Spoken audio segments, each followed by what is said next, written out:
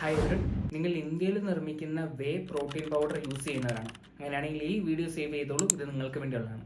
Citizen protein എന്ന് പറയുന്ന ഒരു റിസർച്ച് പേപ്പറിൽ ഇന്ത്യയിലെ തന്നെ നിർമ്മിക്കുന്ന 36 പ്രോട്ടീൻ ബ്രാൻഡ്സിനെ ഒരു ടെസ്റ്റിന് വിധേയമാക്കി.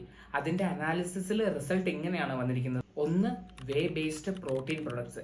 ഇതിൽ എത്രയാണോ പ്രോട്ടീന്റെ അളവ് കൂടുതൽ എന്ന് പറഞ്ഞിരിക്കുന്നത് അതിലും കുറവാണ് ഇതിലുള്ള അമിനോ സ്പൈക്കിംഗ്. അമിനോ സ്പൈക്കിംഗ് എന്തെന്ന് വെച്ചാൽ നമുക്ക് ബോഡിക്ക് ആവശ്യമില്ലാത്ത അമിനോ സ്പൈക്കിംഗ് സ്റ്റീപ്പായിട്ട് കിട്ടുന്നത് കൂടുതൽ ഇട്ടിട്ടും നമ്മുടെ ബോഡിക്ക് ആവശ്യമായിട്ടുള്ള അമിനോ ആസിഡ്സിനെ കുറവുമാണ് പ്രോട്ടീൻ ബ്രാൻഡ്സിൽ കണ്ടുവന്നത്. രണ്ട്, സോയ ബേസ്ഡ് പ്രോട്ടീൻ പ്രൊഡക്ട്സിൽ ആഫ്ലാടോക്സിൻ അല്ലെങ്കിൽ ഫംഗൽ ടോക്സിന്റെ പ്രസൻസ് ഉണ്ടെന്ന് കണ്ടുപിടിച്ചിട്ടുണ്ട്.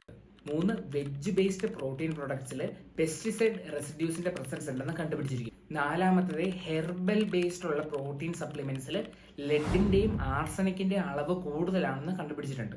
അതുമല്ലാണ്ട് ചില വേ ബേസ്ഡ് പ്രോട്ടീൻ സപ്ലിമെന്റ്സിൽ